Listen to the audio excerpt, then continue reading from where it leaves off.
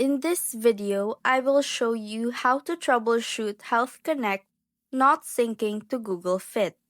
First, open your Google Fit app. At the bottom right corner, tap on your profile, then go into Settings. Scroll down and tap on Track Your Activities with Health. Here, make sure that Google Fit is connected. Now, go back to your home screen and open the Health Connect app. Once you're in, tap on the Settings option at the bottom. From here, go to Health, then tap on Open Health app, and inside the Health app, tap on your profile, scroll down, and select Apps.